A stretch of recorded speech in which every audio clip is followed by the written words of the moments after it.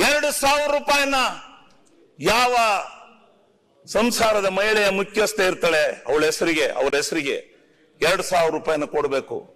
ಯಾಕೆಂದ್ರೆ ಇವತ್ತಿನ ಈ ಬೆಲೆಯ ಏರುಪೇರಿನಲ್ಲಿ ಆಗ್ತಾ ಇರ್ತಕ್ಕಂಥ ಸಂಸಾರದ ವ್ಯತ್ಯಾಸವನ್ನ ಕಡಿಮೆ ಮಾಡಲಿಕ್ಕೆ, ಆ ಸಂಸಾರ ಸುಖವಾಗಿ ಜೀವನ ಮಾಡಲಿಕ್ಕೆ, ಮನೆಯ ಖರ್ಚಿಗೆ ಯೋಚನೆ ಮಾಡದ ರೀತಿಯಲ್ಲಿ ಇರಲಿ, ಮಕ್ಕಳ ಮರಿಗಳಿಗೆ ಫೀಸ್ ಕಟ್ಟೋದಕ್ಕಿರಲಿ ಅಂತ ಹೇಳ್ಬಿಟ್ಟು ಒಂದು ಒಂದು ಒಳ್ಳೆಯ ಮಾರ್ಗದಿಂದ 2,000 ರೂಪಾಯಿನ ಆನ್ಲೈನ್ ಅಲ್ಲಿ ಮನೆ ಬಾಗಿಲಿಗೆ ದುಡ್ಡು ಕಳಿಸ್ತಾ ಇದೀವಲ್ಲ, ಇದು ಸಾಮಾನ್ಯವಾದ ವಿಚಾರನ? ಇವನಿಗೋಸ್ಕರ ಕೊಡ್ತಾ ಇರ್ತಕ್ಕಂಥದ್ದು ಸಾಮಾನ್ಯವಾದ ವಿಚಾರನ? ಇವತ್ತು ಕರ್ನಾಟಕ ರಾಜ್ಯದ ಜನ ನೆಮ್ಮದಿಯ ಜೀವನವನ್ನ ಮಾಡ್ತಾ ಇದ್ದಾರೆ, ನೆಮ್ಮದಿಯ ಬಾಳನ್ನ ಮಾಡ್ತಾ ಇದ್ದಾರೆ. ಮುಂದೆ ಗೊತ್ತಾಗುತ್ತೆ ಅದರ ಪ್ರತಿಫಲ, ಈಗ ಗೊತ್ತಾಗಲ್ಲ. ಈಗ ಅಲ್ಲಿ ಇಲ್ಲಿ ಏನೇನೋ ಅಡ್ಡ ಭಾಷಣಗಳು ನಡೀತಾ ಇದಾವೆ. ಆ ಭಾಷಣಗಳಿಗೆಲ್ಲ ಇದ್ ಮಾಡೋದಲ್ಲ. ನಾವು ನುಡಿದಂತೆ ನಡೆದಿದ್ದೇವೆ, ನುಡಿದಂತ ಸರ್ಕಾರ, ನುಡಿದಂತ ರೀತಿನಲ್ಲಿ ನಾವು ಇದ್ದೇವೆ ಅಂತಕ್ಕಂಥದ್ದನ್ನು ನಾನು ಸ್ಪಷ್ಟವಾಗಿ ಈ ಸಂದರ್ಭದಲ್ಲಿ ನಾನು ರಾಜ್ಯಪಾಲರಿಂದ ನಾವೇನು ನಿವೇದನೆ ಮಾಡಿಸಿದ್ದೇವೆ ಆ ನಿವೇದನೆ ಮಾಡಿರ್ತಕ್ಕಂಥ ವಿಚಾರವನ್ನು ನಾನು ಸಮರ್ಥನೆ ಮಾಡ್ಲಿಕ್ಕೆ ಬಯಸ್ತೇನೆ, ಸಮರ್ಥನೆ ಮಾಡ್ತಾ ಇದ್ದೇನೆ. ಅದೇ ರೀತಿ ಇವತ್ತು ಮುಂದೆ ನಾವೇನು ಈ ಸರ್ಕಾರವನ್ನು ನಡೆಸ್ತಕ್ಕಂಥ ರೀತಿನಲ್ಲಿ ನಾವೇನೇನು ಹೇಳಿದ್ದೇವೆ ಆ ಎಲ್ಲ ಕಾರ್ಯಕ್ರಮಗಳನ್ನ ನಾವು ನಡೆಸ್ತೇವೆ. ನೀವು ಹೇಳ್ತೀರಿ MLA-ಗಳಿಗೆ ಗ್ರಾಂಟ್ ಕೊಟ್ಟಿಲ್ಲ, MLA-ಗಳಿಗೆ 2 ಕೋಟಿ ರೂಪಾಯಿ ಕೊಡೋದು ಅದು ಸರ್ವೇ ಸಾಮಾನ್ಯ, ಅದು ಕೊಡ್ತಾರೆ. ವಿಶೇಷವಾದಂತ ಗ್ರಾಂಟ್ಗಳನ್ನ MLA-ಗಳಿಗೆ ಕೊಟ್ಟಿಲ್ಲ. ಯಾಕೆ? HSTP ರೋಡ್ನಲ್ಲಿ ಕೊಟ್ಟಿಲ್ಲ, ದುಡ್ಡು ಕೊಟ್ಟಿದ್ದಾರೆ. ಈ ಕ್ರಿಯಾ ಯೋಜನೆ ಆಗಿದೆ, ಕ್ರಿಯಾ ಯೋಜನೆ ಕೊಡ್ತಾರೆ. ಸ್ವಲ್ಪ ಈ ಬಜೆಟ್ ಇದಾದ ತಕ್ಷಣ ಕೊಡ್ತಾರೆ. ಆದ್ರೆ ನೀವ್ ಹೇಳಿದ್ರಲ್ಲ ಸ್ವಾಮಿ, ಒಂದು ಮಾತು ಕೇಳ್ತೇನೆ ನಾನು ಈ ಸಂದರ್ಭದಲ್ಲಿ. MLA-ಗಳ ಗ್ರಾಂಟಿ ಬಹಳ ಹೊಡ್ತಾ ಬಿದ್ದುಬಿಟ್ಟಿದೆ. ಯಾಕೆ ಹೊಡ್ತಾ ಬಿತ್ತು? ಕಳೆದ ಸಾರಿ ಬಜೆಟ್ಟಿನ ಆಯವ್ಯಯವನ್ನ ಮಂಡನೆ ಮಾಡಿದಂತ ಸಂದರ್ಭದಲ್ಲಿ ಎಷ್ಟು 1,000 ಕೋಟಿ ಬಾಕಿ ಬಿಟ್ಟು ಹೋಗಿದ್ದೀರಿ ನೀವು? ಹಿಂದಿನ ಸರ್ಕಾರ ಬೊಮ್ಮಾಯಿ ಅವರು ಎಲ್ಲರಿಗೂ ಕೊಟ್ಟಿದ್ದಾರೆ, ನಾನು ಅವರು ಇವರು ಅಂತ ಪ್ರಶ್ನೆ ಮಾಡೋದಿಲ್ಲ. ನೀರಾವರಿ ಒಂದರಲ್ಲಿ 1,20,000 ಕೋಟಿ ಕ್ರಿಯಾ ಯೋಜನೆಯನ್ನು ಬಿಟ್ಟು ಹೋಗಿದ್ದಾರೆ. ಇದು ಅಸತ್ಯ ಅನ್ನೋದಾದ್ರೆ ನೀವು ಕೇಳಿದ್ದಕ್ಕೆ ನಾನು ಭಾಗಿಯಾಗ್ತೇನೆ. ಈ 15,000 ಕೋಟಿಗೂ ಅಧಿಕವಾದಂತ ಬಿಲ್ ಅನ್ನ ಬಾಕಿ ಬಿಟ್ಟು ಹೋಗಿದ್ದಾರೆ.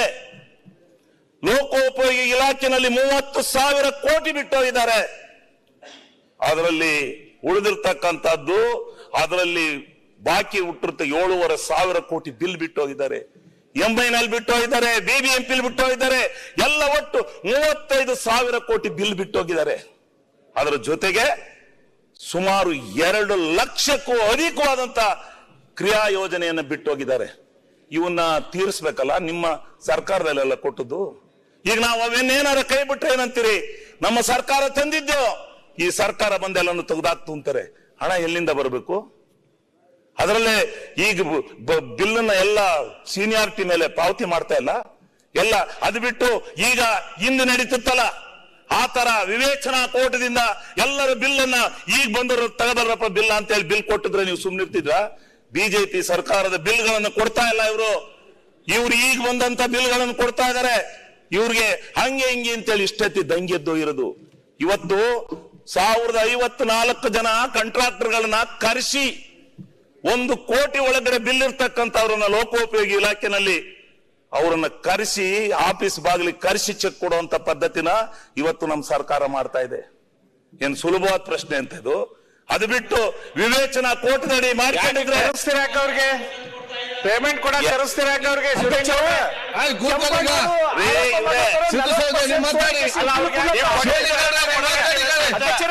ಪೇಮೆಂಟ್ ಮಾತಾಡ್ತಾರೆ ಅಣ್ಣ.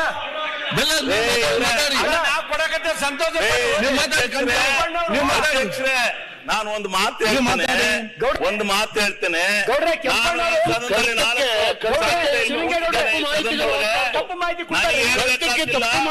ಹೇಳ್ಬೇಕಾಗ್ತಿಲ್ಲ.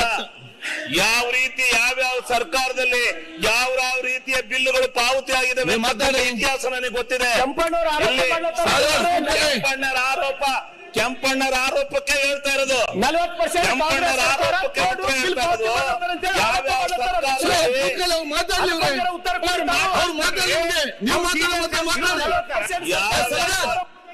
ನೀವು ಮಾತಾಡೋದು ಮಾತಾಡಿ. ಈಗ ಯಾವ್ಯಾವ ಸರ್ಕಾರದಲ್ಲಿ ಈ ಸರ್ಕಾರಿ ಬಿಲ್ಗಳನ್ನ ಯಾವ್ಯಾವ ರೀತಿ ಪಾವತಿಸಿದ್ದಾರೆ ಅಂತಕ್ಕಂಥ ಇತಿಹಾಸ ಚರ್ಚೆ ಬೇಡ. ನಮ್ಮ ಗೌರವವನ್ನು ನಾವು ಹಾಳು ಮಾಡ್ಕೊಳ್ಳೋದು ಬೇಡ.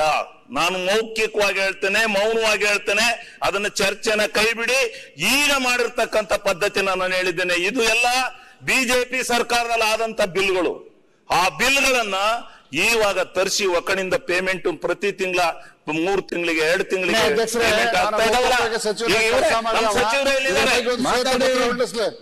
ಇದ್ರ ಬಗ್ಗೆ ಒಂದು ಶ್ವೇತಪತ್ರ ಹೊಂಡಿಸ್ಲಿ.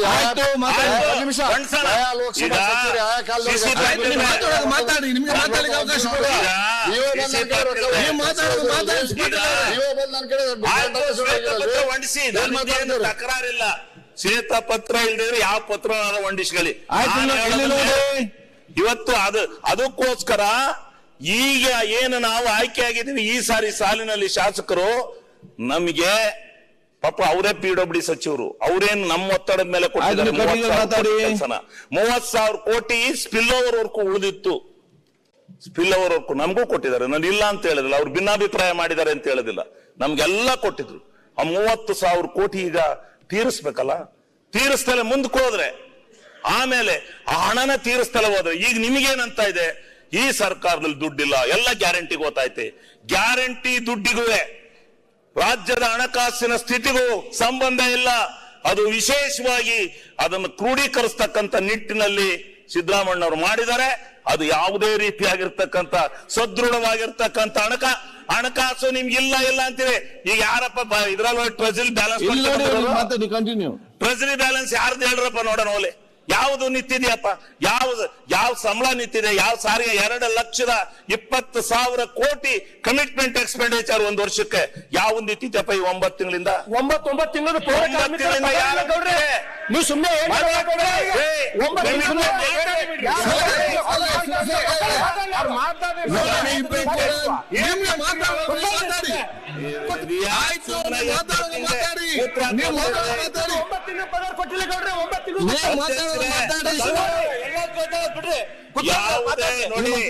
ಯಾವುದೇ ಕಮಿಟ್ಮೆಂಟ್ ಎಕ್ಸ್ಪೆಂಡಿಚರ್ ಅಂದ್ರೆ ಸಂಬಳ, ಸಾರಿಗೆ ವಗೈರೆ, ಸಂಬಳ ಸಾರಿಗೆ ವಗೈರೆ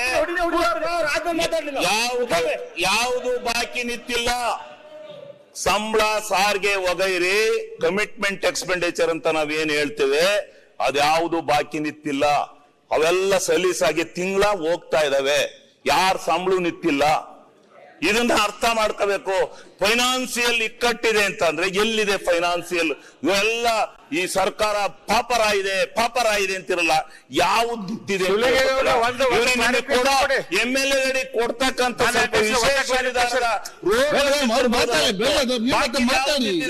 ಈ ಸರ್ಕಾರದಲ್ಲಿ ಅಂಕಿಅಂಶ ಇದ್ರೆ ಇಡಿ, ಯಾವ್ದು ನಿಂತಿದೆ ಅಂತಕ್ಕಂಥ ಅಂಕಿಅಂಶ ಇದ್ರೆ ಇಡಿ. ಇಲ್ಲಿ ಎಲ್ಲವೂ ನಡೀತಾ ಇದೆ. ಯಾವ ಸಮಾಜ ಕಲ್ಯಾಣ ಇಲಾಖೆಯಲ್ಲಿ ನಡೀತಾ ಇಲ್ವಾ? ಯಾವ ಇಲಾಖೆಯಲ್ಲಿ ನಡೀತಾ ಇಲ್ಲ? ಎಲ್ಲಾ ಇಲಾಖೆಯಲ್ಲೂ ನಡೀತಾ ಇದ್ದಾವೆ. ಎಲ್ಲ ಸುಭದ್ರವಾದಂತ ಸರ್ಕಾರ ನಡೀತಾ ಇದೆ, ಸ್ಪಷ್ಟವಾದಂತ ನಿಲುವಿದೆ, ಆರ್ಥಿಕವಾದ ಒಳ್ಳೆ ಚೈತನ್ಯ ಇದೆ, ನಡೀತಾ ಇದೆ ಸರ್ಕಾರ, ಒಳ್ಳೆ ಟ್ಯಾಕ್ಸ್ ಬರ್ತಾ ಇದೆ, ಎಲ್ಲವೂ ನಡೀತಾ ಇದೆ. ಸುಮ್ಮನೆ ನನ್ನ ಇದಕ್ಕೆ ಅದಿಲ್ಲ ಇದಿಲ್ಲ ಅಂತೇಳಿ ಸುಳ್ಳು ಇದನ್ನ ಹೇಳ್ಕೊಂಡು ಹೋಗ್ತಕ್ಕಂಥದ್ದು ಸೂಕ್ತ ಅಲ್ಲ ಅಂತಕ್ಕಂಥ ಮಾತನ್ನ ನಾನು ಈ ಸಂದರ್ಭದಲ್ಲಿ ನಿಮಗೆ ಹೇಳಲಿಕ್ಕೆ ಬಯಸ್ತೀನಿ. ನಾನು ಅವ್ರಿಗೆ ಹೇಳಕ್ ಹೋಗಲ್ಲ, ನಿಮ್ಗೆ ಹೇಳಕ್ ಬಯಸ್ತೀನಿ. ನಮ್ದು ಸದೃಢವಾದಂತ ಸರ್ಕಾರ, ಆರ್ಥಿಕ ನೀತಿ ಸುಭದ್ರತೆ, ಆರ್ಥಿಕ ಸುಭದ್ರತೆ ಈ ಸರ್ಕಾರಕ್ಕೆ ಇದೆ ಅಂತಕ್ಕಂಥದ್ದನ್ನು ನಾನು ಸಮರ್ಥನೆ ಮಾಡಿ ತೋರಿಸ್ತೇನೆ. ಬೇಕಾದ್ರೆ ಅದ್ರ ಜೊತೆ ಯಾವುದೇ ಚರ್ಚೆಗೆ ಬರೆದ್ರು ನಾನು ಸಿದ್ಧ ಇದ್ದೇನೆ ಪ್ರೂವ್ ಮಾಡೋದಕ್ಕೆ ಅಂತಕ್ಕಂಥ ಮಾತನ್ನ ನಾನು ಈ ಸಂದರ್ಭದಲ್ಲಿ ಹೇಳಲಿಕ್ಕೆ ಬಯಸ್ತೇನೆ. ಸನ್ಮಾನ್ಯ ಅಧ್ಯಕ್ಷರೇ, ನ್ಯೂಸ್ ಫಸ್ಟ್ ನಿರ್ಭೀತಿಯಿಂದ ನಿಮ್ಮ ಪರವಾಗಿ.